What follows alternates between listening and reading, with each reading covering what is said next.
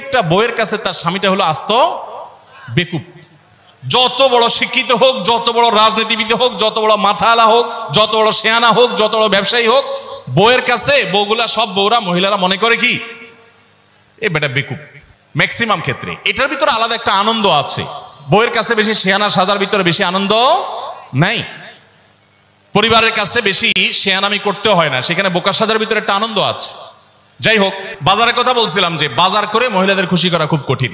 আপনি গোশত কিনেন, মাছ কিনেন, যাই কিনেন, তারা খুব কমই সন্তুষ্ট থাকে বেশিরভাগ ক্ষেত্রে। সব মেয়েদের কথা বলছি না। কেন সন্তুষ্ট থাকে না? কারণ তারা আশা করে আরো কম দামে কিনবেন, আরো কম দামে কিনবেন। আপনি জিতে গেলে তারা খুশি, হেরে গেলে আপনারা বকা দিবে সে। তো এক সরকারি কর্মকর্তা, বড় কর্মকর্তা আমাকে বলতেছিলেন যে দেখেন, আমি সারা জীবন বাজার করি আর বইয়ের বকা শুনি। আমি চলে যাওয়ার পর আমার অফিসের একজন কেরানি আছে, তাকে দায়িত্ব দিছি বাজার টাজার করার জন্য।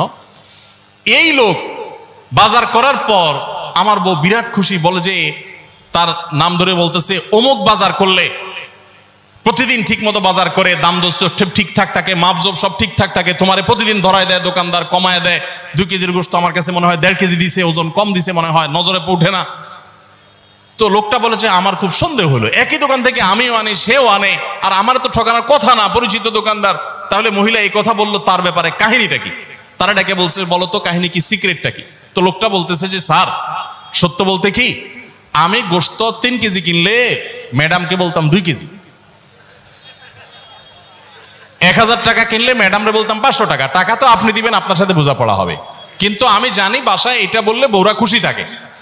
তো এই জন্য আমি একটু কমায় কমায় বলি দাম, আর জিনিস কমায় কমায় বলি। তখন সে প্রতিদিন 2 কেজি মাংস যেটা দেখে আপনি আনেন, আজকে দেখে যে সে 1 কেজি মাংস ওই পরিমাণ, তখন সে তো খুশি হবেই স্যার।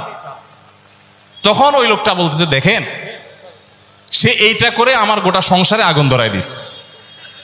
তো এইভাবে মিথ্যা কথা বলা কিন্তু জায়েজ নাই। কোন মিথ্যা কথা বলা জায়েজ আছে? ধরেন আপনি আপনার বউরে বললেন দেখো তুমি চাঁদের চাইতেও সুন্দর। কিসের চাইতে সুন্দর? ভাই চাঁদের চাইতে উজ্জ্বল মানুষ হয় সম্ভব? ডাহা মিথ্যা কথা না? কিন্তু এই মিথ্যা কথা বলা কি আছে? জায়েজ আছে।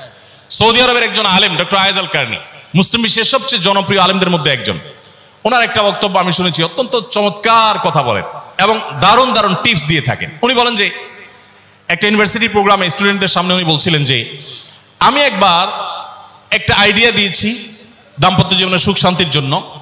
বলেন যে এটা ইমপ্লিমেন্ট করে অনেকেই সুফল পেয়েছেন, আমাকে ব্যক্তিগতভাবে জানিয়েছেন।